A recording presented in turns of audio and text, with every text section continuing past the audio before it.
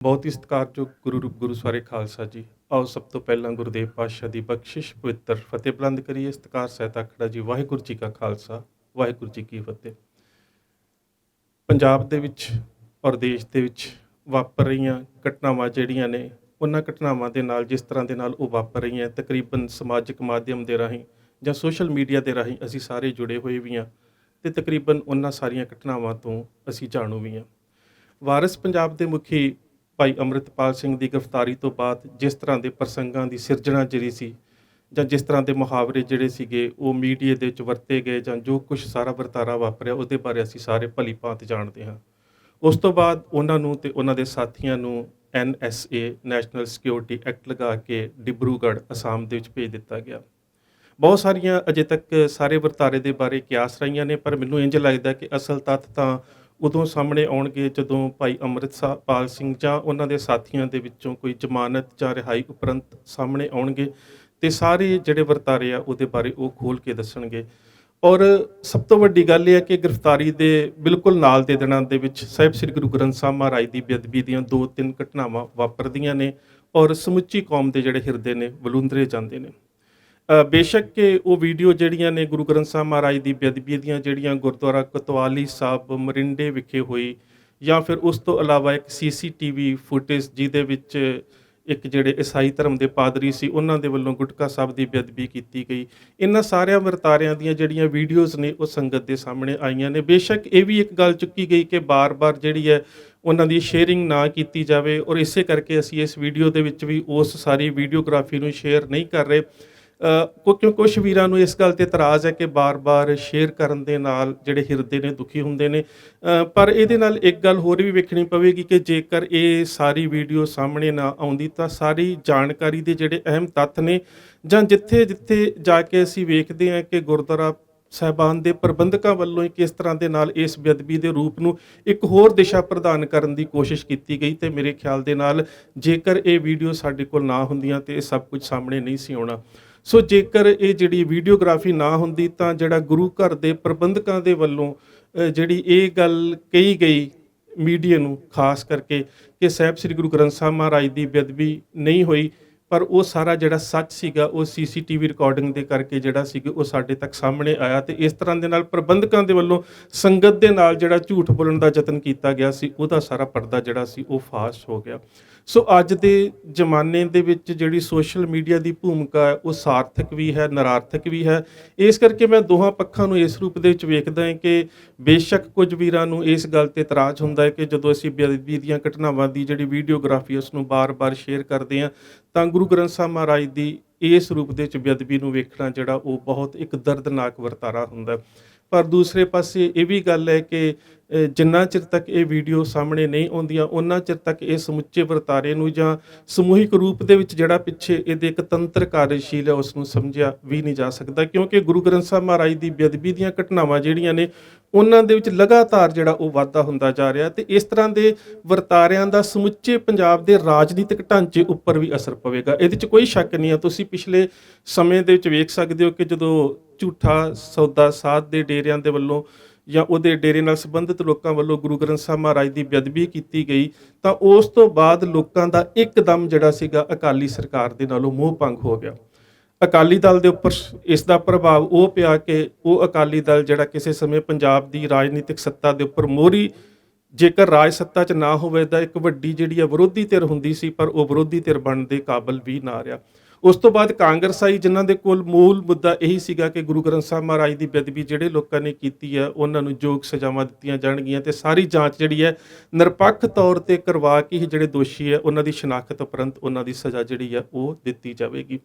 ਬੇਸ਼ੱਕ ਮੈਂ ਇਹ ਨਹੀਂ ਕਹਿੰਦਾ ਕਿ ਕਿਸੇ ਨੂੰ ਅਕਾਲੀ ਦਲ ਦੇ ਕਿਸੇ ਵਰਕਰ ਨੂੰ ਜਾਂ ਕਿਸੇ ਨੁਮਾਇੰਦੇ ਨੂੰ ਜਾਂ ਸਰਕਾਰ ਨੂੰ ਇੱਕਦਮ ਦੋਸ਼ਾਂ ਦੇ ਕਟਹਿਰੇ ਦੇ ਵਿੱਚ ਖੜਾ ਕਰ ਦਈਏ, ਪਰ ਕਿਸੇ ਨਾ ਕਿਸੇ ਰੂਪ ਦੇ ਵਿੱਚ ਇਸ ਦੀ ਨਿਰਪੱਖ ਜਾਂਚ ਦੀ ਲੋੜ ਜ਼ਰੂਰ ਸੀ ਕਿ ਬੇਅਦਬੀ ਕਰਾਉਣ ਵਾਲਾ ਤੰਤਰ ਜਿਹੜਾ ਉਹ ਜ਼ਰੂਰ ਸਾਹਮਣੇ ਆਉਂਦਾ। ਕਿਉਂਕਿ ਜਦੋਂ ਅਸੀਂ ਸਾਰਾ ਇਸ ਵਰਤਾਰੇ ਨੂੰ ਵੇਖਦੇ ਹਾਂ ਤਾਂ ਇੱਕ ਗੱਲ ਤੇ ਸਾਹਮਣੇ ਆਉਂਦੀ ਹੈ ਕਿ ਬਾਈਬਲ ਤੇ ਬਰਕਾੜੀ ਕਾਂਡ ਦੇ ਵਿੱਚ ਤਾਂ ਮੌਕੇ ਦੀ ਸਰਕਾਰ ਨੂੰ ਦੋਸ਼ੀ ਜਿਹੜਾ ਉਹ ਗਿਣਿਆ ਜਾ ਸਕਦਾ ਹੈ, ਜਾਂ ਬਹੁਤ ਸਾਰੀਆਂ ਜਿਹੜੀਆਂ ਜਾਂਚ ਰਿਪੋਰਟਾਂ ਨੇ ਉਹਨਾਂ ਦੇ ਵਿੱਚ ਇਹ ਗੱਲ ਸਾਹਮਣੇ ਆਈ ਕਿ ਉਹਦੇ ਵਿੱਚ ਪ੍ਰਸ਼ਾਸਨ, ਪੁਲਿਸ ਅਤੇ ਉਸ ਸਮੇਂ ਦੀ ਜਿਹੜੀ ਸਥਾਪਿਤ ਸਰਕਾਰ ਹੈ ਉਹਨਾਂ ਦੀ ਇੱਕ ਬਹੁਤ ਵੱਡੀ ਅਣਗਹਿਲੀ ਹੈ। ਪਰ ਸਭ ਤੋਂ ਵੱਡੀ ਗੱਲ ਇਹ ਹੈ ਕਿ ਉਹ ਜਿਹੜੀ ਬੇਅਦਬੀ ਹੈ ਉਹ ਬੇਸ਼ੱਕ ਉਹ ਸੌਦਾ ਸਾਧ ਦੇ ਜਿਹੜੇ ਸੀਗੇ ਉਸ ਵੇਲੇ ਦੇ ਪ੍ਰੇਮੀ ਉਹਨਾਂ ਵੱਲੋਂ ਕੀਤੀ ਗਈ, ਸਾਰਾ ਕੁਝ ਸਾਹਮਣੇ ਵੀ ਆ ਗਿਆ, ਪਰ ਉਹਨਾਂ ਦੇ ਖਿਲਾਫ ਉਸ ਵੇਲੇ ਦੀ ਸਰਕਾਰ ਦੇ ਵੱਲੋਂ ਜੋ ਕਾਰਵਾਈ ਨਾ ਕੀਤੀ ਗਈ। ਸੋ ਇਸ ਕਰਕੇ ਕਾਂਗਰਸ ਜਿਹੜੀ ਸੀਗੀ ਉਹ ਵੀ ਗੁਰੂ ਗ੍ਰੰਥ ਸਾਹਿਬ ਮਹਾਰਾਜ ਦੀ ਬੇਅਦਬੀ ਦੇ ਉੱਪਰ ਇੱਕ ਨਿਰਪੱਖ ਤੇ ਇੱਕ ਕਹਿ ਸਕਦੇ ਹੋ ਕਿ ਸੁਚੱਜੀ ਜਾਂਚ ਕਰਾ ਕੇ ਸਾਰੇ ਵਰਤਾਰੇ ਨੂੰ ਸੰਗਤ ਦੇ ਸਾਹਮਣੇ ਨਾ ਰੱਖ ਸਕੀ।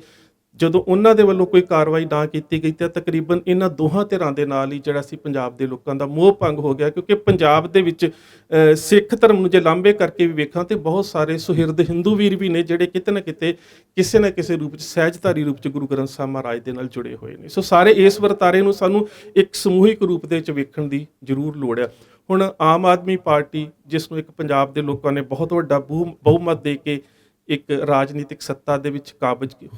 ਕਹਿਣ ਦੇ ਹੋਣ ਦਾ ਮੌਕਾ ਦਿੱਤਾ, ਪਰ ਉਹਨਾਂ ਦੇ ਵੱਲੋਂ ਵੀ ਬੇਅਦਬੀ ਦੇ ਬਾਰੇ ਜਿਸ ਤਰ੍ਹਾਂ ਦੇ ਨਾਲ ਸਾਰੇ ਇਸ ਵਰਤਾਰੇ ਨੂੰ ਟਾਲਣ ਦਾ ਯਤਨ ਕੀਤਾ ਜਾ ਰਿਹਾ, ਉਹਦੇ ਨਾਲ ਇਹ ਵੀ ਸਾਰਾ ਜਿਹੜਾ ਕਹਿ ਸਕਦੇ ਹੋ ਕਿ ਜਿਹੜਾ ਇਸ ਸਰਕਾਰ ਦਾ ਢਾਂਚਾ ਉਹ ਵੀ ਕਿਤੇ ਨਾ ਕਿਤੇ ਪ੍ਰਸ਼ਾਸਨ ਦੇ ਨਾਲ ਮਿਲ ਕੇ ਸ਼ੱਕੀ ਜਿਹੜਾ ਉਹ ਭੂਮਿਕਾ ਅਦਾ ਕਰ ਰਿਹਾ ਸੀ। ਸੋ ਇਹਦੇ ਵਿੱਚ ਬਹੁਤ ਸਾਰਾ ਇਸ ਘਟਨਾ ਤੋਂ ਬਾਅਦ ਸਾਨੂੰ ਇੱਕ ਕਹਿ ਸਕਦੇ ਹੋ ਕਿ ਆਤਮ ਸਮੀਖਣ ਕਰਨ ਦੀ ਵੀ ਲੋੜ ਹੈ ਕਿ ਆਪਣੇ ਆਪੇ ਦੀ, ਆਪਣੇ ਵਰਤਾਰੇ ਦੀ, ਕੌਮ ਦੀ, ਉਹਦੀ ਸਮੂਹਿਕ ਚੇਤਨਤਾ ਦੇ ਵਿੱਚੋਂ ਜਿਹੜੀ ਉਹ ਸਮੀਖਿਆ ਜ਼ਰੂਰ ਕੀਤੀ ਜਾਵੇ। ਕਿਉਂਕਿ ਜਦੋਂ ਪਹਿਲੀਆਂ ਬੇਅਦਬੀਆਂ ਦੀਆਂ ਘਟਨਾਵਾਂ ਸਾਹਮਣੇ ਆਈਆਂ ਤਾਂ ਜਿਹੜੇ ਸਾਡੀ ਮਾਨਸਿਕਤਾ ਦੇ ਵਿੱਚੋਂ ਇੱਕ ਦਰਦ ਜਾਂ ਇੱਕ ਹੂਕ ਨਿਕਲਦੀ ਸੀ, ਉਹ ਇਹੀ ਨਿਕਲਦੀ ਸੀ ਕਿ ਜਿਹੜਾ ਵੀ ਗੁਰੂ ਗ੍ਰੰਥ ਸਾਹਿਬ ਮਹਾਰਾਜ ਦੀ ਬੇਅਦਬੀ ਕਰਦਾ ਉਹਨੂੰ ਮੌਕੇ ਦੇ ਉੱਪਰ ਸਜ਼ਾਏ ਮੌਤ ਜਿਹੜੀ ਹੈ ਉਹ ਦੇ ਦਿੱਤੀ ਜਾਵੇ। ਔਰ ਜਗ੍ਹਾ ਜਗ੍ਹਾ ਦੇ ਉੱਪਰ ਇਹ ਮੁਹਾਵਰਾ ਜਿਹੜਾ ਸੀ ਅਸੀਂ ਅਕਸਰ ਵਰਤਿਆ ਕਿ ਜੇਕਰ ਇੱਕ ਅੱਧਾ ਕਾਂ ਮਾਰ ਕੇ ਟੰਗ ਦਈਏ ਤਾਂ ਬਾਕੀ ਜਿਹੜੀ ਹੈ ਕਹਿ ਸਕਦੇ ਹੋ ਕਿ ਵਰਤਾਰਿਆਂ ਦੇ ਉੱਪਰ ਕਿਸੇ ਨਾ ਕਿਸੇ ਤਰੀਕੇ ਦੇ ਨਾਲ ਰੋਕ ਲਗਾਈ ਜਾ ਸਕਦੀ ਹੈ। ਪਰ 3 ਵਾਰੀ ਇਹ ਵੀ ਵਰਤਾਰਾ ਵਾਪਰਿਆ ਕਿ ਉਹਦੇ ਵਿੱਚ ਜਿਹੜੇ ਦੋਸ਼ੀ ਨੇ ਉਹਨਾਂ ਨੂੰ ਮੌਕੇ ਦੇ ਉੱਪਰ ਸਜ਼ਾ ਦਿੱਤੀ ਗਈ। ਉਹ ਚਾਹੇ ਕੁੰਡਲੀ ਬਾਰਡਰ ਦੇ ਉੱਪਰ ਬੇਅਦਬੀ ਦੀ ਗੱਲ ਹੋਵੇ, ਦਰਬਾਰ ਸਾਹਿਬ ਦੇ ਵਿੱਚ ਬੇਅਦਬੀ ਦੀ ਗੱਲ ਹੋਵੇ, ਜਾਂ ਕਪੂਰਥਲੇ ਵਿਖੇ ਜਿਹੜੀ ਘਟਨਾ ਵਾਪਰੀ ਉਹਦੇ ਵਿੱਚ ਹੋਵੇ। ਸੋ ਇਹ 3 ਘਟਨਾਵਾਂ ਤਾਂ ਸਾਡੇ ਸਾਹਮਣੇ ਇਵੇਂ ਦੀਆਂ ਨੇ, ਜਿਨ੍ਹਾਂ ਦੇ ਵਿੱਚੋਂ 2 ਤਾਂ ਬੜੀਆਂ ਸਪਸ਼ਟ ਨੇ ਕਿ ਜਿੱਥੇ ਬੇਅਦਬੀ ਕੀਤੀ ਗਈ ਜਾਂ ਬੇਅਦਬੀ ਕਰਨ ਦਾ ਯਤਨ ਕੀਤਾ ਗਿਆ, ਉੱਥੇ ਸੰਗਤ ਦੇ ਵੱਲੋਂ ਜਿਹੜੇ ਦੋਸ਼ੀ ਸੀ ਉਹਨਾਂ ਨੂੰ ਮੌਕਾ ਦੇ ਉੱਪਰ ਸਜ਼ਾ ਦਿੱਤੀ ਗਈ। ਪਰ ਹੁਣ ਸਾਡੇ ਸਾਹਮਣੇ ਇੱਕ ਸਵਾਲ ਹੋਰ ਹੈ ਕਿ ਕਾਂ ਮਾਰ ਕੇ ਟੰਗਣ ਤੋਂ ਬਾਅਦ ਵੀ ਇਹ ਜਿਹੜੀਆਂ ਘਟਨਾਵਾਂ ਸੀ ਅਜੇ ਤੱਕ ਜਿਹੜੀਆਂ ਨੇ ਉਹ ਹੋ ਰਹੀਆਂ ਨੇ, ਵਾਪਰ ਰਹੀਆਂ ਨੇ। ਸੋ ਇਸ ਤੋਂ ਬਾਅਦ ਜਿਹੜਾ ਇੱਕ ਹੋਰ ਪ੍ਰਤੀਕਰਮ ਸ਼ਬਦੀ ਤੌਰ ਤੇ ਜਨਮ ਲੈਂਦਾ ਹੈ ਕਿ ਮਾਰਨਾ ਨਹੀਂ ਸੀ ਚਾਹੀਦਾ। ਬਹੁਤ ਸਾਰਾ ਸੋਸ਼ਲ ਮੀਡੀਆ ਦੇ ਉੱਪਰ ਇਹ ਗੱਲ ਵੀ ਆਈ, ਮਾਰਨਾ ਨਹੀਂ ਸੀ ਚਾਹੀਦਾ, ਪੁੱਛ ਪੜਤਾਲ ਕਰਨੀ ਚਾਹੀਦੀ ਸੀ, ਉਹਦਾ ਪਿਛੋਕੜ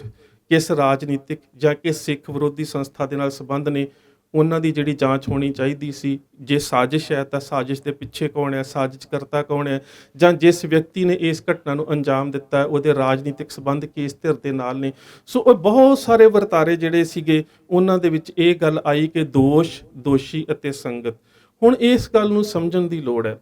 ਕਿ ਜਦੋਂ ਕੋਈ ਵਿਅਕਤੀ ਗੁਰੂ ਗ੍ਰੰਥ ਸਾਹਿਬ ਮਹਾਰਾਜ ਦੀ ਬੇਅਦਬੀ ਕਰਦਾ, ਬੇਅਦਬੀ ਦਾ ਦੋਸ਼ੀ ਹੁੰਦਾ, ਤੇ ਸੰਗਤ ਦੇ ਵੱਲੋਂ ਜਿਹੜੀ ਹੈ ਆ ਜਾ ਕੇ ਪੁਲਿਸ ਤੱਕ ਅਪਰੋਚ ਕੀਤੀ ਜਾਂਦੀ ਹੈ। ਪੁਲਿਸ ਦੇ ਵੱਲੋਂ ਦੋਸ਼ੀ ਨੂੰ ਜਿਹੜਾ ਆਪਣੀ ਹਿਰਾਸਤ ਦੇ ਵਿੱਚ ਲਿਆ ਜਾਂਦਾ, ਉਸ ਤੋਂ ਬਾਅਦ ਕੇਸ ਜਿਹੜਾ ਅਦਾਲਤ ਦੇ ਵਿੱਚ ਚਲਾ ਜਾਂਦਾ। ਤੇ ਬਹੁਤ ਸਾਰੇ ਕੇਸ ਇਸ ਤਰ੍ਹਾਂ ਦੇ ਹੋਏ ਜਿਹਦੇ ਵਿੱਚ ਦੋਸ਼ੀ ਨੂੰ ਇਸ ਬਿਨਾਹ ਦੇ ਉੱਪਰ ਜਿਹੜਾ ਹੈ ਉਹ ਬਰੀ ਕਰ ਦਿੱਤਾ ਜਾਂਦਾ ਕਿ ਉਹਦਾ ਮਾਨਸਿਕ ਸੰਤੁਲਨ ਜਿਹੜਾ ਉਹ ਵਿਗੜਿਆ ਹੋਇਆ ਸੀ। ਪਿਛਲੇ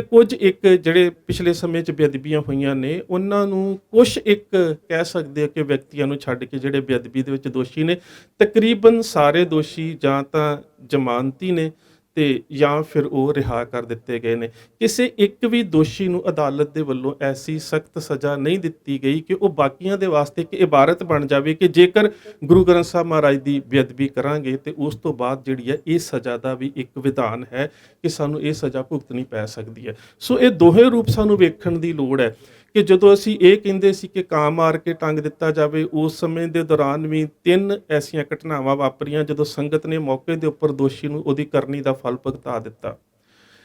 ਉਸ ਤੋਂ ਬਾਅਦ ਵੀ ਇਹ ਜਿਹੜੀਆਂ ਘਟਨਾਵਾਂ ਸੀ ਇਹਨਾਂ ਦੇ ਵਿੱਚ ਜਿਹੜੀ ਲਗਾਤਾਰਤਾ ਸੀ ਉਹ ਨਹੀਂ ਰੁਕੀ, ਬਲਕਿ ਲਗਾਤਾਰ ਗੁਰੂ ਗ੍ਰੰਥ ਸਾਹਿਬ ਮਹਾਰਾਜ ਦੀ ਬੇਅਦਬੀ ਦੀਆਂ ਘਟਨਾਵਾਂ ਦੇ ਵਿੱਚ ਵਾਧਾ ਹੁੰਦਾ ਜਾ ਰਿਹਾ।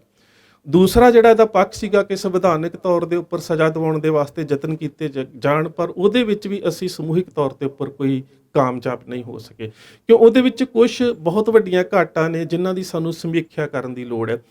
ਕਿ ਜਦੋਂ ਕਿਸੇ ਵੀ ਦੋਸ਼ੀ ਨੂੰ ਜਿਹੜਾ ਬੇਅਦਬੀ ਦਾ ਦੋਸ਼ੀ ਹੁੰਦਾ ਹੈ ਗੁਰੂ ਗ੍ਰੰਥ ਸਾਹਿਬ ਮਹਾਰਾਜ ਦੀ ਬੇਅਦਬੀ ਦਾ, ਉਹਨੂੰ ਪੁਲਿਸ ਨੂੰ ਸੌਂਪ ਦਿੱਤਾ ਜਾਂਦਾ ਹੈ ਤੇ ਜਿਹੜੇ ਛੋਟੇ ਤੋਂ ਲੈ ਕੇ ਵੱਡੇ ਪੁਲਿਸ ਅਧਿਕਾਰੀ ਨੇ ਕਿਤੇ ਨਾ ਕਿਤੇ ਉਹਨਾਂ ਦੇ ਉੱਪਰ ਰਾਜਨੀਤਿਕ ਜਿਹੜਾ ਪ੍ਰਭਾਵ ਹੈ ਉਹ ਵੀ ਅਸਰ ਅੰਦਾਜ਼ ਹੁੰਦਾ ਹੈ। ਦੂਜੇ ਬੰਨੇ ਜਿਹੜੀ ਪੀੜਤ ਧਿਰ ਹੁੰਦੀ ਹੈ, ਜਿਸ ਤਰ੍ਹਾਂ ਸਿੱਖ ਇਸ ਸਮੇਂ ਪੀੜਤ ਧਿਰ ਨੇ ਤੇ ਉਹ ਬੜੀ ਢਿੱਲੀ ਜਿਹੜੀ ਅਦਾਲਤੀ ਕਾਰਵਾਈ ਕਰਦੇ ਨੇ ਤੇ ਜਿਹੜੇ ਦੋਸ਼ੀ ਨੇ ਉਹ ਦੋਸ਼ ਮੁਕਤ ਹੋ ਜਾਂਦੇ ਨੇ। ਤੇ ਇਸ ਸਾਰੇ ਵਰਤਾਰੇ ਦੇ ਵਿੱਚ ਜਿਹੜੇ ਗਵਾਹ ਬਣਾਏ ਜਾਂਦੇ ਨੇ ਉਹ ਅਕਸਰ ਜਾਂ ਤਾਂ ਗੁਰਦੁਆਰਾ ਸਾਹਿਬ ਦੇ ਸੇਵਾਦਾਰ ਹੁੰਦੇ ਨੇ, ਜਾਂ ਸੰਗਤ ਦੇ ਵਿੱਚੋਂ ਕੋਈ ਆਮ ਵਿਅਕਤੀ ਹੁੰਦਾ ਹੈ, ਜਾਂ ਫਿਰ ਕੋਈ ਗੁਰੂ ਗ੍ਰੰਥ ਸਾਹਿਬ ਮਹਾਰਾਜ ਦੀ ਹਜ਼ੂਰੀ ਦੇ ਵਿੱਚ ਪਾਠ ਕਰ ਰਿਹਾ ਪਾਠੀ ਹੁੰਦਾ ਹੈ। ਸੋ ਇਹਨਾਂ ਸਾਰੇ ਵਰਤਾਰਿਆਂ ਦੀ ਅਦਾਲਤ ਦੇ ਵਿੱਚ ਇਹ ਸਾਰੇ ਕੇਸ ਦੀ ਜਿਹੜੀ ਪੈਰਵਾਈ ਹੈ ਉਹ ਕਹਿ ਸਕਦੇ ਹੋ ਕਿ ਪੂਰੀ ਤਰ੍ਹਾਂ ਦੇ ਨਾਲ ਮੁਸ਼ਤੈਦੀ ਦੇ ਨਾਲ ਨਹੀਂ ਕੀਤੀ ਜਾਂਦੀ, ਜਦੋਂ ਕਿ ਦੂਜੇ ਬੰਨੇ ਜਿਹੜੀ ਦੋਸ਼ੀ ਧਿਰ ਹੁੰਦੀ ਹੈ ਉਹਨਾਂ ਨੂੰ ਕਿਤੇ ਨਾ ਕਿਤੇ ਪ੍ਰਸ਼ਾਸਨ ਦਾ ਸਾਥ ਵੀ ਮਿਲਦਾ ਹੈ। ਦੂਸਰੇ ਪਾਸੇ ਜੇਕਰ ਉਹਦੇ ਪਿੱਛੇ ਇੱਕ ਸਾਜ਼ਿਸ਼ੀ ਤੰਤਰ ਹੁੰਦਾ ਹੈ ਤਾਂ ਕਿਤੇ ਨਾ ਕਿਤੇ ਉਹਨਾਂ ਦਾ ਦਬਾਅ ਵੀ ਹੁੰਦਾ ਹੈ। ਤੀਸਰੀ ਗੱਲ ਹੈ ਕਿ ਵਿਅਕਤੀਗਤ ਤੌਰ ਤੇ ਵੀ ਉਹਨਾਂ ਵੱਲੋਂ ਕਾਰਵਾਈ ਜਿਹੜੀ ਹੈ ਉਹ ਬੜੀ ਮੁਸ਼ਤੈਦੀ ਦੇ ਨਾਲ ਕੀਤੀ ਜਾਂਦੀ ਹੈ। ਸੋ ਉੱਥੇ ਆ ਕੇ ਕਿਤੇ ਨਾ ਕਿਤੇ ਜਿਹੜਾ ਦੋਸ਼ੀ ਹੈ ਉਸ ਨੂੰ ਦੋਸ਼ ਮੁਕਤ ਜਿਹੜਾ ਉਹ ਕਰ ਦਿੱਤਾ ਜਾਂਦਾ ਹੈ ਤੇ ਉਹ ਕਾਨੂੰਨੀ ਦਾਅ ਪੇਚਾਂ ਦੇ ਕਰਕੇ ਜਿਹੜਾ ਉਹ ਸਜ਼ਾ ਤੋਂ ਕਹਿ ਸਕਦੇ ਹੋ ਕਿ ਵਾਂਝਾ ਰਹਿ ਜਾਂਦਾ ਹੈ। ਔਰ ਬਹੁਤ ਥਾਵਾਂ ਤੇ ਅਸੀਂ ਵੇਖਿਆ ਹੈ ਕਿ ਜਿਹੜੇ ਸਾਡੇ ਇਹਨਾਂ ਕੇਸਾਂ ਦੇ ਵਿੱਚ ਗਵਾਹ ਬਣਾਏ ਜਾਂਦੇ ਨੇ ਉਹ ਕਾਨੂੰਨੀ ਦਾਅ ਪੇਚਾਂ ਤੋਂ ਬਹੁਤ ਅਣਜਾਣ ਹੁੰਦੇ ਨੇ। ਤੇ ਇਸ ਸਾਰੇ ਵਰਤਾਰੇ ਦੇ ਵਿੱਚ ਕੇਸ ਲੜਨ ਦੇ ਵਾਸਤੇ ਜਦੋਂ ਅਸੀਂ ਅਦਾਲਤ ਤੱਕ ਇਸ ਕੇਸ ਨੂੰ ਲੈ ਕੇ ਜਾਂਦੇ ਹਾਂ ਤਾਂ ਸਾਡੇ ਕੋਲ ਕੋਈ ਐਸੀ ਨੁਮਾਇੰਦਾ ਸੰਸਥਾ ਦੇ ਵੱਲੋਂ ਅਜੇ ਤੱਕ ਇਹਨਾਂ ਦੀ ਕਾਨੂੰਨੀ ਪੈਰਵਾਈ ਕਰਨ ਦੇ ਵਾਸਤੇ ਚੰਗੇ ਵਕੀਲਾਂ ਦਾ ਇੱਕ ਢਾਂਚਾ ਨਹੀਂ ਸਿਰਜਿਆ ਗਿਆ ਕਿ ਇਸ ਵਾਸਤੇ ਉਹ ਵਕੀਲ ਜਿਹੜੇ ਨੇ ਉਹ ਖਾਸ ਮੁਹਾਰਤ ਰੱਖਦੇ ਹੋਣ ਤੇ ਕੋਈ ਵੀ ਐਵੇਂ ਦੀ ਘਟਨਾ ਵਾਪਰਦੀ ਹੈ ਤੇ ਸਿੱਖਾਂ ਦੀ ਸਰਵਉੱਚ ਸੰਸਥਾ, ਕੋਈ ਸ਼ੱਕ ਨਹੀਂ ਇਹਦੇ ਵਿੱਚ ਕਿ ਕੰਮ ਕਰਨ ਦੇ ਨਾਲ ਜਾਂ ਪ੍ਰਬੰਧ ਦੇ ਨਾਲ ਤੁਹਾਡੇ ਜਾਂ ਮੇਰੇ ਜਿਹੜੇ ਨੇ ਉਹ ਵਿਰੋਧਾ ਭਾਵ ਹੋ ਸਕਦੇ ਨੇ, ਹੋ ਸਕਦਾ ਮੇਰੇ ਤੁਹਾਡੇ ਤੋਂ ਵੱਧ ਹੋਣ, ਪਰ ਸ਼੍ਰੋਮਣੀ ਗੁਰਦੁਆਰਾ ਪ੍ਰਬੰਧਕ ਕਮੇਟੀ ਜਿਹੜੀ ਹੈ ਉਹ ਸਿੱਖਾਂ ਦੀ ਮੁੱਖ ਤੇ ਪ੍ਰਮੁੱਖ ਨੁਮਾਇੰਦਾ ਸੰਸਥਾ ਹੈ ਜਿਹਦੀ ਕਿਤੇ ਨਾ ਕਿਤੇ ਇਹ ਜ਼ਿੰਮੇਵਾਰੀ ਬਣ ਜਾਂਦੀ ਹੈ। ਸੋ ਜਿਹੜਾ ਬੇਅਦਬੀ ਕਰਤਾ ਹੁੰਦਾ ਹੈ ਉਹ ਤਾਂ ਇੱਕ ਆਉਂਦਾ ਹੈ, ਪਰ ਉਹਦੇ ਪਿੱਛੇ ਇੱਕ ਖਾਸ ਤੰਤਰ ਜਿਹੜਾ ਉਹਦੀ ਹੋਂਦ ਨੂੰ ਨਕਾਰਿਆ ਨਹੀਂ ਜਾ ਸਕਦਾ। ਮੈਂ ਤਾਂ ਕਈ ਵਾਰੀ ਸੋਚਦਾ ਕਿ ਹੋ ਸਕਦਾ ਹੈ ਕਿ ਜਦੋਂ ਇੱਕ ਵਿਅਕਤੀ ਬੇਅਦਬੀ ਕਰ ਰਿਹਾ ਹੈ ਤਾਂ ਉਸ ਸਮੇਂ ਉਹਦਾ ਜਿਹੜਾ ਤੰਤਰ ਹੈ ਉਹ ਸਿੱਖਾਂ ਦੇ ਰੂਪ ਦੇ ਵਿੱਚ ਵੀ ਹੁੰਦੇ ਨੇ, ਜਿਹੜੇ ਉਸ ਦੋਸ਼ੀ ਨੂੰ ਬਾਕੀ ਸੰਗਤ ਦੇ ਕੋਲੋਂ ਬਚਾਉਂਦੇ ਵੀ ਨੇ, ਜਿਹੜੇ ਉੱਥੇ ਸੁਹਿਰਦ ਸਿੱਖ ਹੁੰਦੇ ਨੇ ਉਹਨੂੰ ਪੁਲਿਸ ਤੱਕ ਵੀ ਸੌਂਪਦੇ ਨੇ ਤੇ ਮੁੜ ਕੇ ਕੁਛ ਥਾਵਾਂ ਦੇ ਉੱਪਰ ਉਹੀ ਗਵਾਹ ਬਣ ਜਾਂਦੇ ਨੇ। ਤੇ ਅਦਾਲਤ ਦੇ ਵਿੱਚ ਜਿਹੜਾ ਇਹ ਕੇਸ ਹੁੰਦਾ ਥਾਣੇ ਤੋਂ ਲੈ ਕੇ ਅਦਾਲਤ ਤੱਕ ਦਾ ਸਫ਼ਰ, ਉਸ ਸਫ਼ਰ ਦੇ ਵਿੱਚ ਇਹ ਸਾਰੇ ਕਹਿ ਸਕਦੇ ਹੋ ਕਿ ਸਫ਼ਰ ਦੇ ਵਿੱਚ ਇਹ ਜਿਹੜਾ ਕੇਸ ਜਿਹੜਾ ਹੈ ਉਹ ਕਿਤੇ ਨਾ ਕਿਤੇ ਦਮ ਤੋੜ ਜਾਂਦਾ ਹੈ। ਥਾਣੇ ਦੇ ਵਿੱਚ ਫਸਟ ਇਨਫੋਰਮੇਸ਼ਨ ਰਿਪੋਰਟ FIR ਦਰਜ ਕੀਤੀ ਜਾਂਦੀ ਹੈ। ਜੇਕਰ ਉਹ FIR ਦਰਜ ਕਰਾਉਣ ਵਾਲੇ ਉਸੇ ਦੋਸ਼ੀ ਤੰਤਰ ਦਾ ਹਿੱਸਾ ਹੁੰਦੇ ਨੇ ਤਾਂ ਕਿਤੇ ਨਾ ਕਿਤੇ ਉਸ FIR ਦੇ ਵਿੱਚ ਬਹੁਤ ਸਾਰੇ ਲੂਪ ਹੋਲਸ ਹੁੰਦੇ ਨੇ, ਬਹੁਤ ਸਾਰੀਆਂ ਘਾਟਾਂ ਹੁੰਦੀਆਂ ਨੇ ਤੇ ਦੋਸ਼ੀ ਤੰਤਰ ਦੇ ਗਵਾਹ ਉਸ ਤੋਂ ਬਾਅਦ ਰਾਜਸੀ ਦਬਾਅ ਤੇ ਫਿਰ ਅੰਤ ਦੇ ਵਿੱਚ ਜ਼ਮਾਨਤ, ਜਾਂ ਉਸ ਤੋਂ ਬਾਅਦ ਫਿਰ ਇੱਕ ਹੋਰ ਵਰਤਾਰਾ ਵਾਪਰਦਾ ਹੈ ਕਿ ਬਹੁਤ ਸਾਰੇ ਕੇਸ ਜਿਹੜੇ ਖਾਸ ਕਰਕੇ ਝੂਠਾ ਸੌਦਾ ਸਾਧ ਦੇ ਨਾਲ ਸੰਬੰਧਿਤ ਨੇ ਉਹਨਾਂ ਦੇ ਵਿੱਚ ਵੇਖਿਆ ਗਿਆ ਕਿ ਦੋਸ਼ੀ ਜਿਹੜਾ ਜ਼ਮਾਨਤ ਤੇ ਆਉਂਦਾ ਹੈ ਤੇ ਨਾਲ ਹੀ ਉਹ ਅਦਾਲਤ ਦੇ ਵਿੱਚ ਬਿਆਨ ਦਿੰਦਾ ਹੈ ਕਿ ਹੁਣ ਮੈਨੂੰ ਸਿੱਖਾਂ ਤੋਂ ਖਤਰਾ ਹੈ। ਉਹਦੇ ਵਿੱਚ ਇੱਕ ਗੱਲ ਵੇਖਣ ਵਾਲੀ ਹੈ, ਵੇਖਣ ਵਾਲੀ ਇਹ ਗੱਲ ਹੈ ਕਿ ਸਾਡੀ ਧਿਰ ਵੱਲੋਂ ਜਿਹੜੀ ਅਸੀਂ ਪੀੜਤ ਧਿਰ ਹਾਂ ਸਾਡੇ ਵੱਲੋਂ ਅਦਾਲਤੀ ਕਾਰਵਾਈ ਜਿਹੜੀ ਹੈ ਉਹ ਪੂਰੀ ਮੁਸ਼ਤੈਦੀ ਦੇ ਨਾਲ, ਉਹ ਸਿਆਣਪ ਦੇ ਨਾਲ, ਉਹ ਇੰਟੈਲੀਜੈਂਟ ਵੇ ਦੇ ਨਾਲ ਜਿਹੜੀ ਉਹ ਨਹੀਂ ਕੀਤੀ ਜਾਂਦੀ। ਉਹ ਦੋਸ਼ੀ ਜਿਹੜਾ ਉਹ ਸਬੂਤਾਂ ਦੀ ਘਾਟ ਕਰਕੇ ਜਾਂ ਜ਼ਮਾਨਤ ਦੇ ਉੱਪਰ ਆਉਂਦਾ ਜਾਂ ਬਰੀ ਹੋ ਜਾਂਦਾ ਤੇ ਨਾਲ ਹੀ ਉਹ ਅਦਾਲਤ ਦੇ ਵਿੱਚ ਇਹ ਅਰਜੀ ਜਿਹੜੀ ਆ ਉਹ ਦਾਇਰ ਕਰ ਦਿੰਦਾ ਹੈ ਕਿ ਵੇਖੋ ਮੈਂ ਗੁਰੂ ਗ੍ਰੰਥ ਸਾਹਿਬ ਮਹਾਰਾਜ ਦੀ ਬੇਅਦਬੀ ਦੇ ਵਿੱਚ ਸ਼ਾਮਲ ਨਹੀਂ ਸੀ, ਮੈਨੂੰ ਬਾਇੱਜ਼ਤ ਬਰੀ ਕਰ ਦਿੱਤਾ ਗਿਆ ਜਾਂ ਮੈਨੂੰ ਜ਼ਮਾਨਤ ਦਿੱਤੀ ਜਾ ਰਹੀ ਹੈ। ਪਰ ਸਿੱਖਾਂ ਦੇ ਜਿਹੜਾ ਇੱਕ ਰੈਡੀਕਲ ਵਰਗ, ਜਿਹਨੂੰ ਉਹਨਾਂ ਦੀ ਭਾਸ਼ਾ ਦੇ ਚ ਅਸੀਂ ਤੇ ਨਹੀਂ ਕਵਾਂਗੇ ਕਿ ਸਿੱਖਾਂ ਦੇ ਜਿਹੜੇ ਗਰਮ ਦਲੀ ਧੜੇ ਨੇ ਉਹਨਾਂ ਤੋਂ ਮੈਨੂੰ ਖਤਰਾ ਹੈ ਤੇ ਤੁਸੀਂ ਵੇਖੋ ਕਿ ਉਹਨਾਂ ਨੂੰ ਬਕਾਇਦਾ ਤੌਰ ਦੇ ਉੱਪਰ ਪੁਲਿਸ ਸੁਰੱਖਿਆ ਜਿਹੜੀ ਹੈ ਉਹ ਦਿੱਤੀ ਜਾਂਦੀ ਹੈ। ਔਰ ਬਹੁਤ ਸਾਰੇ ਵਰਤਾਰੇ ਤੁਸੀਂ ਪਿਛਲੇ ਸਮੇਂ 'ਚ ਵੇਖੇ ਨੇ ਕਿ ਗੁਰੂ ਗ੍ਰੰਥ ਸਾਹਿਬ ਮਹਾਰਾਜ ਦੀ ਬੇਅਦਬੀ ਕੀਤੀ ਜਾਂਦੀ ਹੈ, ਦੋਸ਼ੀ ਥਾਣੇ ਤੋਂ ਜੇਲ੍ਹ ਤੱਕ ਦਾ ਸਫ਼ਰ ਤੈਅ ਕਰਦਾ ਹੈ, ਉਸ ਤੋਂ ਬਾਅਦ ਉਹਨੂੰ ਜ਼ਮਾਨਤ ਮਿਲਦੀ ਹੈ ਤੇ ਜ਼ਮਾਨਤ ਮਿਲਣ ਤੋਂ ਬਾਅਦ ਉਹ VIP ਬਣ ਜਾਂਦਾ ਹੈ ਕਿ ਉਹਨੂੰ ਬਕਾਇਦਾ ਤੌਰ ਦੇ ਉੱਪਰ ਜਿਹੜੀ ਪੁਲਿਸ ਸੁਰੱਖਿਆ ਜਿਹੜੀ ਉਹ ਦਿੱਤੀ ਜਾਂਦੀ ਹੈ। ਸੋ ਬੇਅਦਬੀ ਦੇ ਕੋਲ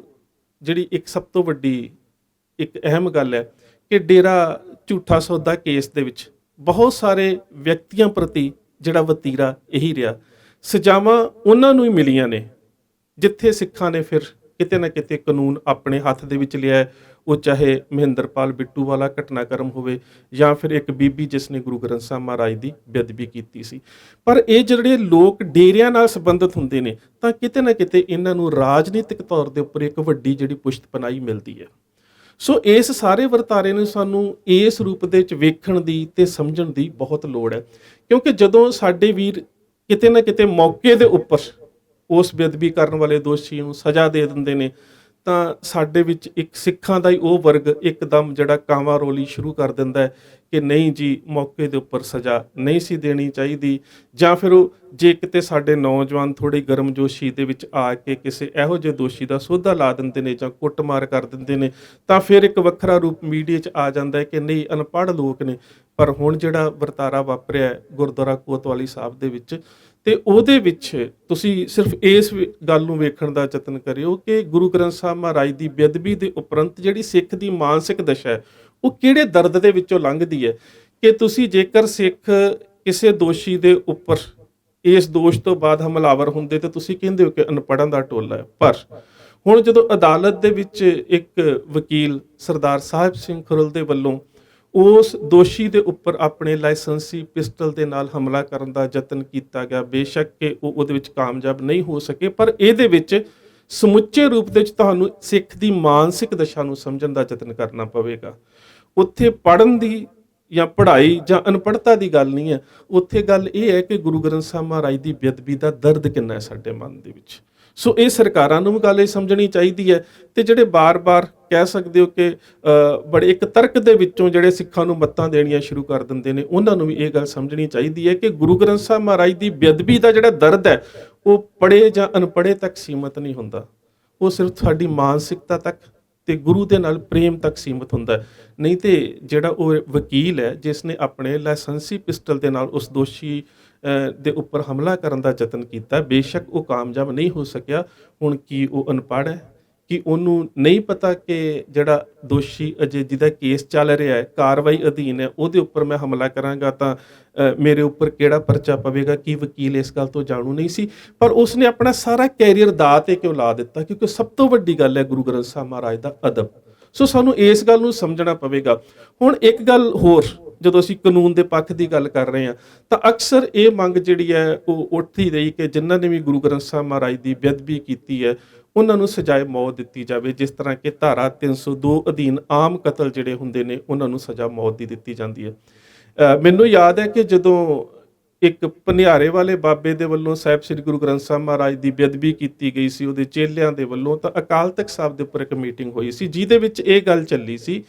ਕਿ ਸਾਨੂੰ ਸਰਕਾਰ ਤੋਂ ਮੰਗ ਕਰਨੀ ਚਾਹੀਦੀ ਹੈ ਕਿ ਜਿਹੜੇ ਗੁਰੂ ਗ੍ਰੰਥ ਸਾਹਿਬ ਮਹਾਰਾਜ ਦੀ ਬੇਅਦਬੀ ਦੇ ਦੋਸ਼ੀ ਨੇ ਉਹਨਾਂ ਨੂੰ ਧਾਰਾ 302 ਦੇ ਅਧੀਨ ਜਿਹੜੀ ਉਹ ਸਜ਼ਾ ਦਿੱਤੀ ਜਾਵੇ। ਤੇ ਮੈਨੂੰ ਯਾਦ ਹੈ ਕਿ ਉਸ ਵੇਲੇ ਵਕੀਲ ਸਰਦਾਰ ਨਵਕਿਰਨ ਸਿੰਘ ਬੈਠੇ ਹੋਏ ਸੀ, ਉਹਨਾਂ ਨੇ ਬਹੁਤ ਸਾਰੇ ਇਸ ਪੱਖ ਦੇ ਤੱਥ ਕੱਢ ਕੇ ਉਦੋਂ ਅਕਾਲ ਤਖਤ ਸਾਹਿਬ ਦੇ ਜਥੇਦਾਰ ਜੋਗਿੰਦਰ ਸਿੰਘ ਵੇਦਾਂਤੀ ਸਨ, ਉਹਨਾਂ ਦੇ ਸਾਹਮਣੇ ਰੱਖ ਦਿੱਤੇ ਸੀ ਕਿ ਨਹੀਂ, ਇਸ ਮੰਗ ਦੇ ਨਾਲੋਂ ਸਾਨੂੰ ਇਸ ਮੰਗ ਦਾ ਰੂਪ ਬਦਲਣਾ ਚਾਹੀਦਾ। ਕਿਉਂਕਿ ਜਿਹੜੇ ਕਾਨੂੰਨੀ ਜਾਣਕਾਰ ਨੇ ਉਹ ਬਹੁਤ ਸਾਰੇ ਨੁਕਤਿਆਂ ਨੂੰ ਜਾਣਦੇ ਹੁੰਦੇ ਨੇ ਕਿ 302 ਜਿਹੜੀ ਹੈ ਜਦੋਂ ਬੇਅਦਬੀ ਦੇ ਵਰਤਾਰੇ ਨੂੰ ਉਹਦੇ ਅਧੀਨ ਲੈ ਕੇ ਆਵਾਂਗੇ ਤਾਂ ਭਵਿੱਖ ਦੇ ਵਿੱਚ ਸਾਡੇ ਲਈ ਕਈ ਸਮੱਸਿਆਵਾਂ ਖੜੀਆਂ ਹੋਣਗੀਆਂ, ਜਿਹੜੀਆਂ ਅਸੀਂ ਕਹਿ ਸਕਦੇ ਹੋ ਕਿ ਤੁਸੀਂ ਆਪਣੀ ਸੋਚ ਦੇ ਵਿੱਚ ਵਿਚਾਰ ਸਕਦੇ ਹੋ ਕਿ ਇੱਕ ਆਮ ਕਤਲ ਦੀ ਧਾਰਾ ਦੇ ਵਿੱਚ ਜਦੋਂ ਗੁਰੂ ਗ੍ਰੰਥ ਸਾਹਿਬ ਮਹਾਰਾਜ ਦੀ ਬੇਅਦਬੀ ਨੂੰ ਲਿਆਂਦਾ ਜਾਵੇਗਾ ਤਾਂ ਉਦੋਂ ਆਉਣ ਵਾਲੇ ਸਮੇਂ ਦੇ ਵਿੱਚ ਸਮੀਕਰਨ ਕੀ ਹੋਣਗੇ ਉਹ ਤੁਸੀਂ ਸਾਰਾ ਆਪ ਜਿਹੜਾ ਉਹ ਵੇਖ ਸਕਦੇ ਹੋ। ਹੁਣ ਜਿਹੜਾ ਮੇਰੇ ਖਿਆਲ ਦੇ ਨਾਲ ਜਿਹੜਾ ਕਾਨੂੰਨੀ ਤੌਰ ਤੇ ਯਤਨ ਕਰਨਾ ਚਾਹੀਦਾ, ਉਹ ਪਹਿਲੀ ਗੱਲ ਤਾਂ ਇਹ ਚਾਹੀਦੀ ਹੈ ਕਿ ਕਿਸੇ ਵੀ ਧਰਮ ਗ੍ਰੰਥ ਦੀ ਬੇਅਦਬੀ ਦੇ ਨਾਲ ਸੰਬੰਧਿਤ ਜਿਹੜੀ ਧਾਰਾ 295 ਏ ਹੈ ਉਹਦੇ ਵਿੱਚ ਜਿਹੜੀ ਸਖਤ ਸਜ਼ਾ ਹੈ ਉਹਦੀ ਅਮੈਂਡਮੈਂਟ ਦੇ ਉੱਪਰ ਸਾਨੂੰ ਜ਼ੋਰ ਦੇਣਾ ਚਾਹੀਦਾ ਹੈ ਕਿ ਜਿਹਦੇ ਉੱਪਰ 295 ਏ ਲੱਗਦੀ ਹੈ ਉਹਦੇ ਵਿੱਚ ਜਿਹੜੀ ਸਜ਼ਾ ਹੈ ਉਹ ਉਮਰ ਕੈਦ ਤੋਂ ਲੈ ਕੇ ਜਿਹੜੀ ਹੈ ਉਹ ਮੌਤ ਤੱਕ ਜਿਹੜੀ ਆ ਉਹਨੂੰ ਕਹਿ ਸਕਦੇ ਹੋ ਕਿ ਲੈ ਕੇ ਜਾਣ ਤੱਕ ਜਿਹੜਾ ਸਾਨੂੰ ਵਿਚਾਰ ਕਰਨਾ ਚਾਹੀਦਾ ਹੈ। ਕਿਉਂਕਿ ਸਾਨੂੰ ਇਹ ਸਮਝਣਾ ਚਾਹੀਦਾ ਹੈ ਕਿ ਜਿਹੜੀ 302 ਧਾਰਾ ਹੈ ਉਹਦੇ ਅਧੀਨ ਜਿਹੜਾ ਸਬੰਧ ਹੈ ਉਹ ਵਿਅਕਤੀ ਦੀ ਮੌਤ ਦੇ ਨਾਲ ਹੈ, ਪਰ ਜਦੋਂ ਗੁਰੂ ਗ੍ਰੰਥ ਸਾਹਿਬ ਮਹਾਰਾਜ ਦੀ ਬੇਅਦਬੀ ਦੀ ਗੱਲ ਆਉਂਦੀ ਹੈ ਸਾਨੂੰ ਉਹ ਮੰਗ ਨਹੀਂ ਕਰਨੀ ਚਾਹੀਦੀ, ਬਲਕਿ ਮੰਗ ਇਹ ਕਰਨੀ ਚਾਹੀਦੀ ਹੈ ਕਿ ਗੁਰੂ ਗ੍ਰੰਥ ਸਾਹਿਬ ਮਹਾਰਾਜ ਦੀ ਬੇਅਦਬੀ ਦੇ ਉੱਪਰ ਜਿਹੜੀ ਦੋਸ਼ੀ ਉੱਪਰ ਧਾਰਾ 295 ਇਹ ਲੱਗਦੀ ਹੈ ਉਹ 'ਚ ਸਜ਼ਾ ਜਿਹੜੀ ਹੈ ਉਹਨੂੰ ਵੱਡਾ ਕੀਤਾ ਜਾਵੇ। ਉਹ ਉਮਰ ਕੈਦ ਵੀ ਹੋ ਸਕਦੀ ਹੈ ਤੇ ਉਹ ਸਜ਼ਾਏ ਮੌਤ ਵੀ ਹੋ ਸਕਦੀ ਹੈ। ਔਰ ਸ਼੍ਰੋਮਣੀ ਗੁਰਦੁਆਰਾ ਪ੍ਰਬੰਧਕ ਕਮੇਟੀ ਨੂੰ ਇਹ ਸਾਰੇ ਵਰਤਾਰੇ ਦੇ ਉੱਪਰ ਜਿਹੜਾ ਕਾਨੂੰਨੀ ਮਾਹਰ ਨੇ ਉਹਨਾਂ ਦਾ ਮੈਂ ਸੋਚਦਾ ਕਿ ਇੱਕ ਸੰਗਠਨ ਬਣਾ ਕੇ ਉਹ ਸਾਰੀ ਜਿਹੜੀ ਹੈ ਉਹ ਇਸ ਘਟਨਾਕ੍ਰਮ ਦੇ ਉੱਪਰ ਜਿਹੜੀ ਹੈ ਇੱਕ ਨੀਤੀ ਤਿਆਰ ਕਰਨੀ ਚਾਹੀਦੀ ਹੈ ਔਰ ਇਸ ਕੇਸ ਨੂੰ ਪ੍ਰਾਇਓਰਟੀ ਦੇ ਪੱਧਰ ਦੇ ਉੱਪਰ ਪਹਿਲ ਦੇ ਰੂਪ ਦੇ ਵਿੱਚ ਸਭ ਤੋਂ ਪਹਿਲਾਂ ਇਹਨਾਂ ਨੂੰ ਲੈਣਾ ਚਾਹੀਦਾ ਹੈ। ਦੂਸਰੀ ਗੱਲ ਹੈ ਕਿ ਗੁਰਦੁਆਰਾ ਸਾਹਿਬਾਨ ਦੇ ਵਿੱਚ ਸੁਰੱਖਿਆ ਪ੍ਰਬੰਧ ਜਿਹੜੇ ਨੇ, ਮੈਨੂੰ ਲੱਗਦਾ ਕਿ ਸ਼੍ਰੋਮਣੀ ਗੁਰਦੁਆਰਾ ਪ੍ਰਬੰਧਕ ਕਮੇਟੀ ਦੀ ਜਿਸ ਤਰ੍ਹਾਂ ਦੀ ਟਾਸਕ ਫੋਰਸ ਹੈ ਸੋ ਉਹ ਜਿਹੜੀ ਟਾਸਕ ਫੋਰਸ ਹੈ ਉਹ ਕੇਵਲ ਤੇ ਕੇਵਲ ਜੇ ਸਿੱਖਾਂ ਦਾ ਕੋਈ ਆਪਸੀ ਝਗੜਾ ਹੋ ਜਾਂਦਾ ਹੈ ਜਾਂ 4 ਸਿੱਖ ਗੁਰਦੁਆਰਿਆਂ 'ਚ ਇਕੱਠੇ ਹੋ ਜਾਂਦੇ ਨੇ, ਉਹਨਾਂ ਨੂੰ ਕਿਰਪਾਨਾਂ ਵਿਖਾਉਣ ਤੱਕ ਹੀ ਸੀਮਿਤ ਨਾ ਰੱਖੀ ਜਾਵੇ, ਜਾਂ ਫਿਰ ਉਹਦਾ ਦਾਇਰਾ ਜਿਹੜਾ ਉਹ ਵਧਾ ਦਿੱਤਾ ਜਾਵੇ ਕਿ ਗੁਰਦੁਆਰਿਆਂ ਦੇ ਵਿੱਚ ਜ਼ਰੂਰੀ ਕਰ ਦਿੱਤਾ ਜਾਵੇ ਕਿ ਉੱਥੇ ਟਾਸਕ ਫੋਰਸ ਜਿਹੜੀ ਹੈ ਉਹਦੀ ਮੌਜੂਦਗੀ ਜ਼ਰੂਰ ਹੋਵੇ। ਹੁਣ ਜਿਸ ਤਰ੍ਹਾਂ ਦੇ ਨਾਲ ਇਸ ਮੋਰਿੰਡੇ ਦੇ ਵਾਰਡ ਨੰਬਰ 11 ਦੇ ਰਹਿਣ ਵਾਲੇ 37 ਸਾਲ ਦਾ ਇਹ ਵਿਅਕਤੀ ਹੈ, ਜਸਬੀਰ ਸਿੰਘ ਪੁੱਤਰ ਅਮਰੀਕ ਸਿੰਘ, ਤੇ ਚੂੜ ਮਾਜਰਾ ਸ਼ਾਇਦ ਇਸ ਦਾ ਪੁਰਾਣਾ ਪਿੰਡ ਹੈ, ਤੇ ਹੁਣ ਉਹ ਮੋਰਿੰਡੇ ਦੇ ਵਿੱਚ ਰਹਿ ਰਿਹਾ ਹੈ। ਤੇ ਜਿਸ ਤਰ੍ਹਾਂ ਦੇ ਨਾਲ ਉਹਨੇ ਗੁਰੂ ਗ੍ਰੰਥ ਸਾਹਿਬ ਮਹਾਰਾਜ ਦੀ ਹਜ਼ੂਰੀ ਦੇ ਵਿੱਚ ਅਖੰਡ ਪਾਠ ਸਾਹਿਬ ਦੀ ਡਿਊਟੀ ਨਿਭਾ ਰਹੇ ਸਰਦਾਰ ਗੁਰਪ੍ਰੀਤ ਸਿੰਘ ਤੇ ਸਰਦਾਰ ਹਰਪਾਲ ਸਿੰਘ ਦੀਆਂ ਦਸਤਾਰਾਂ ਵੀ ਉਤਾਰੀਆਂ ਨੇ, ਉਹਦੇ ਨਾਲ ਗੁਰੂ ਗ੍ਰੰਥ ਸਾਹਿਬ ਮਹਾਰਾਜ ਦੀ ਬੇਅਦਬੀ ਕਰਨ ਦਾ ਵੀ ਯਤਨ ਕੀਤਾ ਗਿਆ। ਤੇ ਇਸ ਸਾਰੇ ਵਰਤਾਰੇ ਨੂੰ ਸਾਨੂੰ ਬਹੁਤ ਹੀ ਜ਼ਿਆਦਾ ਕਹਿ ਸਕਦਾ ਕਿ ਉੱਚੇ ਤਾਪਮਾਨ ਤੋਂ ਸੰਜੀਦਗੀ ਦੇ ਵਿੱਚ ਆ ਕੇ ਵਿਚਾਰਨ ਦੀ ਲੋੜ ਹੈ, ਸਿਰ ਜੋੜ ਕੇ ਬਹਿ ਕੇ ਇਸ ਨੂੰ ਜਿਹੜੀ ਹੈ ਵਿਚਾਰਨ ਦੀ ਲੋੜ ਹੈ, ਕਿਉਂਕਿ ਅਸੀਂ ਆਪਣਾ ਉੱਚਾ ਮਾਨਸਿਕ ਪੱਧਰ ਰੱਖ ਕੇ ਇਹ ਵੇਖੀਏ ਕਿ ਇਹ ਜਿਹੜੇ ਸਾਰੇ ਵਰਤਾਰੇ ਨੇ ਇਹਨਾਂ ਦੇ ਪਿੱਛੇ ਤੰਤਰ ਕੀ ਹੈ। ਇਸ ਨੂੰ ਅਸੀਂ ਸੁਰਤ ਦੇ ਖਾਨੇ ਬਣਾ ਕੇ ਇਕੱਲੇ ਰੂਪ 'ਚ ਨਾ ਵੇਖੀਏ ਕਿ ਮੈਂ ਵੀਡੀਓ ਬਣਾ ਦਿੱਤੀ, ਕਿਸੇ ਨੇ ਉੱਥੇ ਅਪਰੋਚ ਕਰ ਲਿੱਤੀ, ਕਿਸੇ ਨੇ ਹੋਰ ਵੀਡੀਓ ਬਣਾ ਕੇ ਜਾਂ ਅਖਬਾਰ ਦੇ ਵਿੱਚ ਇਹਦੀ ਜਿਹੜੀ ਬੇਅਦਬੀ ਦੀ ਨਿਖੇਧੀ ਜਾਂ ਨਿੰਦਾ ਕਰ ਦਿੱਤੀ। ਗੱਲ ਇੱਥੋਂ ਤੱਕ ਸੀਮਿਤ ਨਾ ਰੱਖੀਏ। ਗੱਲ ਇਹ ਹੈ ਕਿ ਪ੍ਰੈਕਟੀਕਲੀ ਅਸੀਂ ਇਸ ਗੱਲ ਦੇ ਉੱਪਰ ਕਿਤੇ ਨਾ ਕਿਤੇ ਜਥੇਬੰਦਕ ਰੂਪ 'ਚ ਇਕੱਠੇ ਹੋਈਏ, ਆਪਣੀਆਂ ਜਿਹੜੀਆਂ ਪੰਥ ਦੇ ਵਿੱਚ ਰਹਿੰਦੀਆਂ ਜਿਹੜੇ ਪੰਥਕ ਵਿਰੋਧਾ ਭਾਵ ਨੇ ਉਹਨਾਂ ਨੂੰ ਸਾਰੇ ਛੱਡ ਕੇ ਪੰਥ ਨੂੰ ਇੱਕ ਜਥੇਬੰਦੀ ਮੰਨ ਕੇ, ਕਿਉਂਕਿ ਗੁਰੂ ਗ੍ਰੰਥ ਸਾਹਿਬ ਮਹਾਰਾਜ ਨੂੰ ਤਾਂ ਅਸੀਂ ਸਾਰੇ ਮੰਨਦੇ ਹਾਂ ਨਾ, ਜਿਹਦਾ ਸੰਬੰਧ ਜਿਸ ਮਰਜ਼ੀ ਜਥੇਬੰਦੀ ਦੇ ਨਾਲ ਹੋਵੇ, ਪਰ ਇਸ ਗੱਲ ਤੋਂ ਤਾਂ ਕੋਈ ਸਿੱਖ ਨਕਾਰੀ ਨਹੀਂ ਹੈ ਨਾ ਕਿ ਗੁਰੂ ਗ੍ਰੰਥ ਸਾਹਿਬ ਮਹਾਰਾਜ ਨੇ। ਸੋ ਇਸ ਵਰਤਾਰੇ ਦੇ ਉੱਪਰ ਸਾਨੂੰ ਸਾਰਿਆਂ ਨੂੰ ਮੇਰੇ ਖਿਆਲ ਦੇ ਨਾਲ ਜਿਸ ਤਰ੍ਹਾਂ ਦੇ ਨਾਲ ਪਿੱਛੇ ਇੱਕ ਵਧੀਆ ਉਪਰਾਲਾ ਕੀਤਾ ਗਿਆ ਸੀਗਾ ਕਿ ਕੁਛ ਸਾਡੀਆਂ ਨੁਮਾਇੰਦਾ ਜਥੇਬੰਦੀਆਂ ਦੇ ਵੱਲੋਂ ਇੱਕ ਸਿੱਖ ਪਾਰਲੀਮੈਂਟ ਸੱਦੀ ਗਈ ਸੀ, ਮੈਨੂੰ ਲੱਗਦਾ ਹੁਣ ਵੀ ਲੋੜ ਹੈ ਕਿ ਉਹਦੇ 'ਚ ਬੇਸ਼ੱਕ ਕੇਵਲ ਤੇ ਕੇਵਲ ਵਕੀਲ ਹੀ ਬੁਲਾ ਲਏ ਜਾਣ, ਜਿਹੜੇ ਸਿੱਖ ਵਕੀਲ ਨੇ ਉਹਨਾਂ ਨੂੰ ਬੁਲਾ ਕੇ ਇਸ ਮੁੱਦੇ ਦੇ ਉੱਪਰ ਇੱਕ ਤਾਂ ਉਹ ਸਿੱਖ ਪਾਰਲੀਮੈਂਟ ਦੇ ਉੱਪਰ ਪੂਰੀ ਕਾਰਵਾਈ ਚੱਲੇ ਕਿ ਇਹਦਾ ਕਾਰਨ ਕੀ ਨੇ, ਇਹਦੇ ਪਿੱਛੇ ਕੋਈ ਸਾਜ਼ਿਸ਼ੀ ਤੰਤਰ ਹੈ, ਇਹ ਰਾਜਨੀਤਿਕ ਤੰਤਰ ਹੈ, ਤਾਂ ਕਿਹੜੀ ਰਾਜਨੀਤਿਕ ਧਿਰ ਜਿਹੜੀ ਹੈ ਉਹ ਗੁਰੂ ਗ੍ਰੰਥ ਸਾਹਿਬ ਮਹਾਰਾਜ ਦੀ ਜਿਹੜੀ ਬੇਅਦਬੀ ਹੈ ਉਹਨੂੰ ਵੋਟਾਂ ਦੇ ਰੂਪ 'ਚ ਬਦਲਣਾ ਚਾਹੁੰਦੀ ਹੈ, ਜਾਂ ਫਿਰ ਇਹਦੇ ਕਾਰਨ ਤੇ ਨਿਵਾਰਨ। ਇਹਦੇ ਉੱਪਰ ਸਾਨੂੰ ਬਹੁਤ ਹੀ ਸੰਜੀਦਗੀ ਦੇ ਨਾਲ ਜਿਹੜੀ ਆ ਉਹ ਵਿਚਾਰ ਕਰਨ ਦੀ ਲੋੜ ਹੈ, ਕਿਉਂਕਿ ਘਟਨਾਵਾਂ ਲਗਾਤਾਰ ਵਾਪਰਦੀਆਂ ਜਾ ਰਹੀਆਂ ਨੇ। 2 ਦਿਨ ਦੇ ਵਿੱਚ 2 ਘਟਨਾਵਾਂ ਵਾਪਰਦੀਆਂ ਨੇ। ਇੱਕ ਮੋਰਿੰਡੇ ਗੁਰਦੁਆਰਾ ਕੋਤਵਾਲੀ ਸਾਹਿਬ 'ਚ ਬੇਅਦਬੀ ਹੁੰਦੀ ਹੈ, ਉਸ ਤੋਂ ਬਾਅਦ ਫਰੀਦਕੋਟ ਦੇ ਪਿੰਡ ਗੋਲੇਵਾਲਾ ਦੇ ਵਿੱਚ ਜਿਹੜਾ ਇੱਕ ਈਸਾਈ ਪਾਦਰੀ ਗੁਰੂ ਗ੍ਰੰਥ ਸਾਹਿਬ ਮਹਾਰਾਜ ਦੀ ਬੇਅਦਬੀ ਕਰਦਾ ਹੈ। ਉਹਦੇ ਤੋਂ ਬਾਅਦ ਉਹ ਆਤਮ ਹੱਤਿਆ ਦਾ ਯਤਨ ਕਰਦਾ। ਹੁਣ ਆਤਮ ਹੱਤਿਆ ਦੇ ਯਤਨ ਦੇ ਵਿੱਚੋਂ ਸਾਨੂੰ ਇਸ ਗੱਲ ਨੂੰ ਵੇਖਣ ਦੀ ਲੋੜ ਹੈ ਕਿ ਉਹ ਆਪ ਆਪਣਾ ਆਪਾ ਖਤਮ ਕਰਕੇ ਜਿਹੜਾ ਪਿੱਛੇ ਸਾਜ਼ਿਸ਼ੀ ਤੰਤਰ ਹੈ ਕਿਤੇ ਉਹਦਾ ਬਚਾਅ ਨਹੀਂ ਕਰ ਰਿਹਾ। ਸੋ ਇਹ ਜਿਹੜੇ ਸਾਨੂੰ ਕੇਸ ਨੇ ਇਹ ਪ੍ਰਾਇਓਰਟੀ ਦੇ ਪੱਧਰ ਦੇ ਉੱਪਰ ਜਿਹੜੇ ਨੇ ਅਦਾਲਤ ਦੇ ਵਿੱਚ ਇਹਨਾਂ ਦੀ ਪੈਰਵਾਈ ਕਰਨੀ ਪਵੇਗੀ, ਨਹੀਂ ਤੇ ਫਿਰ ਇਹ ਵਰਤਾਰੇ ਵਾਪਰਦੇ ਹੀ ਰਹਿਣਗੇ। ਕਿਉਂਕਿ ਇੱਕ ਅਸੀਂ ਕਹਿ ਸਕਦੇ ਹੋ ਕਿ ਪ੍ਰੈਕਟੀਕਲ ਤਾਂ ਕਰਕੇ ਵੇਖ ਲਿਆ ਕਿ 3 ਜਗ੍ਹਾ ਦੇ ਉੱਪਰ ਜਿਹੜਾ ਦੋਸ਼ੀ ਸੀ ਉਹਨੂੰ ਮੌਕੇ ਦੇ ਉੱਪਰ ਜਿਹੜੀ ਸੀ ਸਜ਼ਾ ਦੇ ਦਿੱਤੀ ਗਈ, ਪਰ ਇਹ ਬੇਅਦਬੀ ਦੀਆਂ ਘਟਨਾਵਾਂ ਫਿਰ ਵੀ ਵਾਪਰ ਰਹੀਆਂ ਨੇ ਤੇ ਇਹਨੂੰ ਸੰਜੀਦਗੀ ਦੇ ਨਾਲ ਸਾਨੂੰ ਬੈਠ ਕੇ ਸੋਚਣ ਦੀ ਲੋੜ ਹੈ। ਸੋ ਇੰਨੀਆਂ ਬੇਨਤੀਆਂ ਪ੍ਰਵਾਨ, ਫਤਿਹ ਦੀ ਸਾਂਝ, ਸਤਿਕਾਰ ਸਹਿਤ ਆਖਣਾ ਜੀ। ਵਾਹਿਗੁਰੂ ਜੀ ਕਾ ਖਾਲਸਾ, ਵਾਹਿਗੁਰੂ ਜੀ ਕੀ ਫਤਿਹ।